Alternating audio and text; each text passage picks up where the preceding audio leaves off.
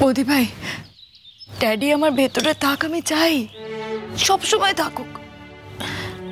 খালি যে মানুষটা নেই সেজন্য আমার আর সামনে না আসুক। আমি এই কষ্টটা সহ্য করতে পারছি না বৌদি ভাই, এই যন্ত্রণাটা আমি আর নিতে পারছি না। প্লিজ একটু বোঝার চেষ্টা করো তোমরা, আমি সত্যি পাচ্ছি না, আর পাচ্ছি না আমি। গুনগুন, একটা কথা বলি তোমায়।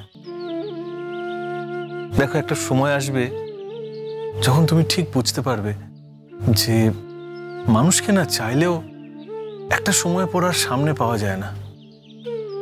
তখন সেই মানুষ আমাদের ভেতরে থেকে আমাদের চালিত করে। তুমি দেখো, তুমি যদি চাও, তোমার ড্যাডি তোমার ভেতরে থেকে তোমাকে ঠিক পথ দেখাবেন। একদিন এমন আসবেই, তুমি দেখো। আর সেটা যত তাড়াতাড়ি আসে ততই মঙ্গল। গুনগুন, তুমি চলে যাবে, যাও, আমরা তো তোমায় বাধা দিতে পারি না, কিন্তু একটা অনুরোধ তোমাকে করব। তুমি একটিবার বাবিনের কথাটা ভেবো গুনগুন। তুমি ওর থেকে দূরে গেলে না, তুমি বুঝতে পারবে যে তোমার জীবনে ওর অবদান কিছু কম ছিল না। পটকা থাক না পটকা, একটু আগে শুনলে না সাজি কি বললো, যে ওর কোনো কনসিডারেশনের প্রয়োজন নেই, কোনো কনসেশনের প্রয়োজন নেই। আমিও সেটা রিপিট করতে চাই, কোনো কনসেশন চাই না আমার, আর আমাকে কনসিডারও করতে হবে না। আমি এমনি ভালো আছি, আর আমি চাই যে গুনগুন ভালো থাক। যেটা করলেও ভালো থাকবে সেটাই করব। ওর মনে হয়েছে ওখানে গিয়ে থাকবে, থাকবে। যদি কখনো ওর মনে হয় যে ওখানে থাকবে না, ফিরে আসবে, তাতেও আমার কোনো আপত্তি নেই। আমি তো ওকে জানিয়েছি যে আমরা সবাই অপেক্ষা করব। ও যদি ফিরে আসে মেনে নেব, আর যদি ফিরে না আসতে চায় তাহলেও কিছু করার নেই।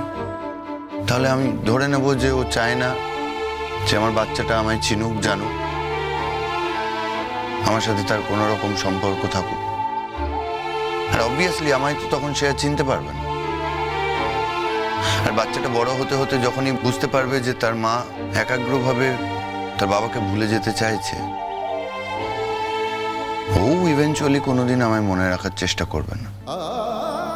তাহলে তো মিটেই গেল, ওর বাবার প্রতি আর ওর কোনো রকম অনুভূতি তৈরি হবে না, কষ্টও হবে না। তখন থেকে ওর বাচ্চা করছে কেন গো? হ্যাঁ,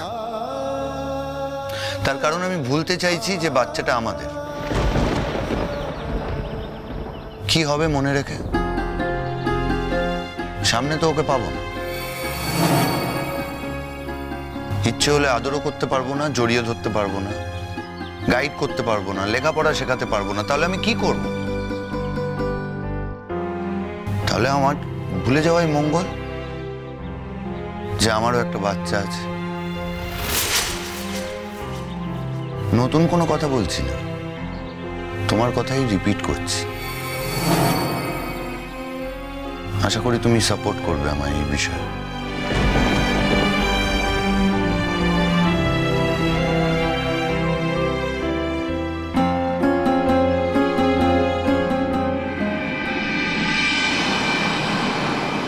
ধরো যদি আমারই দোষ, আমার জন্যই বাচ্চাটা হচ্ছে না, তাহলে তো এটাই সহজ উপায় না যে ছেলের অন্য জায়গায় বিয়ে দিয়ে দেওয়া। আর আমি তোমাদেরকে এই উপায়টাই সাজেস্ট করলাম। চিনি, আমার উপর রাগ করছো কেন?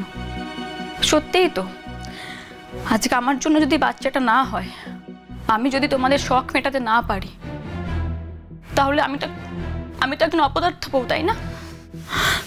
ওটাই ভালো হবে। তোমরা বরং তোমাদের ছেলের আরেক চুপ করো। মাথা খারাপ হয়ে গেছে তোমার। কোথাও যেতে হবে না তোমাকে, কোনো ডাক্তারের কাছে যাবে না তুমি। যাবে না বয়ে গেছে আমার। আমি আর কোনো বিষয়ে কথা বলবো না, তোমাদের কোনো ব্যাপারের মধ্যে আমি থাকবো না। মামনি, আমি কি বলেছি যাবো না? তুমি কেন এসব বলছো একটু বলতে পারবে আমাকে? ওই হলো, তুমি যাবে না সেটাও যেমন বলনি, কিন্তু তুমি এমন করে কথা বলছো মনে হচ্ছে ডাক্তারের কাছে না, আমি তোমাকে ফাঁসির মঞ্চে নিয়ে যাওয়ার কথা বলছি। তা ডাক্তারের কাছে যাবে না, আমাকে এসব বলার কি আছে? নিজেরা যা ভালো বুঝবে তাই করো, আর একটা কথার মধ্যেও আমি থাকবো না। তুমি কাজটা ঠিক করলে না চিনি? তোমরা কিন্তু শুধু শুধু আমাকে ভুল বুঝছো। না, তোমাকে মোটেই ভুল বোঝা হয়নি।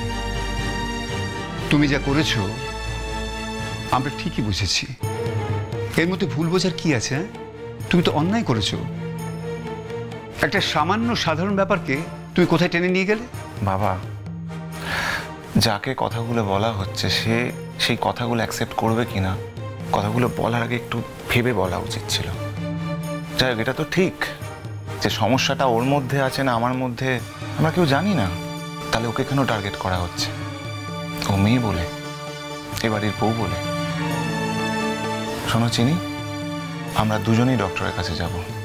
সে তোমরা কি করবে সেটা তোমরা দেখো। দেখো চিনি, তোমার শাশুড়ি কিন্তু খুব ভালো মানুষ। ও যদি একবার রেগে যায় ওকে সোজা করা খুব কঠিন, এটা কিন্তু জেনে রেখো।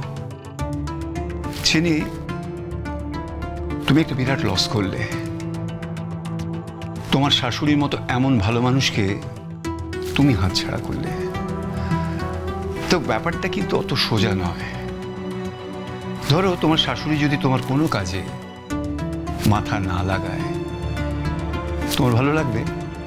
অবশ্য তোমার কোনো অসুবিধা হবে না, কারণ তোমার বাপের বাড়িতে তো অনেক লোক বল। দেখো কি হয়। বাবা, তুমি আমাকে ভুল বুঝলে বাবা। আমি একবারও বলিনি যে মামুনি আমার ব্যাপারে কোনো হস্তক্ষেপ করবে না। আমার শুধু মামুনির কথা বলার ভঙ্গিটা ভালো লাগেনি। মামুনি আমাকেই অ্যাকিউজ করছিল, জানো এই বাচ্চা হচ্ছে না, সেটা আমার মস্ত বড় অপরাধ। আচ্ছা বাবা, আমি কি করব বলো তো, আমার যদি বাচ্চা না হয়? আজকে মামুনি তো আমাকে এই কথাগুলো শোনাচ্ছিল। মামুনি বারবার করে বলছিল যে মামুনিকে নাকি পাড়ার লোকেরা নানান রকম কথা বলছে। আচ্ছা আমি কি করব বলো না? পাড়ার লোক যদি মামুনিকে কথা শোনায় আমি কি করব? আমি কি ইচ্ছে করে চাই না যে আমার একটা বাচ্চা হোক? আর একটা মেয়ে হিসেবে আমার এটা যথেষ্ট আত্মসম্মানে লাগছে। আমারও কষ্ট হয় বাবা, সেই সময় আমারও কষ্ট হয়েছিল। তাও তো আমি রূপাঞ্জনকে অনেক কথা বলিনি। এখন কথা উঠলো তাই বললাম। বাবা, যদি আমাদের যদি সন্তান না হয় তাহলে আমরা অ্যাডপ্ট করব। It's not a big deal. এছাড়া এখন বিজ্ঞান অনেক উন্নত হয়েছে, অন্যরকমভাবেও চেষ্টা করা যেতে পারে। দেখো, আমরা অত্যন্ত সাধারণ মানুষ। তোমার মা আরো সাধারণ মানুষ। তিনি যা মনে করেছেন তাই বলেছেন। তোমাদের যদি এতে এতই আপত্তি থাকে তোমরা যেও না, মিটে গেল। কিন্তু এটা নিয়ে এত কথা হচ্ছে কেন? বাবা, আমি কিন্তু একবারও বলিনি যে আমি যাব না। আমার যেতে হলে আমি মামুনির সাথেই যাব। কিন্তু একটা কথা, আমি এটা আগেও বলেছি, এখনো বলছি, যদি কালকে ডক্টরের কাছে গিয়ে জানতে পারি যে আমার মধ্যে কোনো রকমের কোনো প্রবলেম নেই, কোনো ফল্ট নেই, তাহলে একটা ব্যাপার।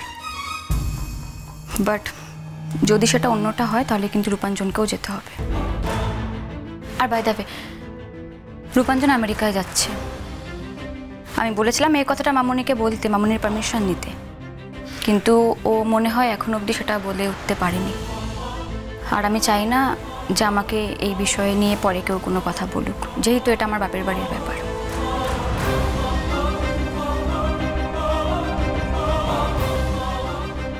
আমেরিকার ব্যাপারটা কি? ওয়েল, বলবো বাবা, সব কিছুই বলবো তোমাকে। মায়ের মুখটা ঠিক হোক, একসাথে বসে বলবো। শুধু এইটুকুই বলছি যে আমাকে আমেরিকায় যেতে হবে। Have to go there. That's it.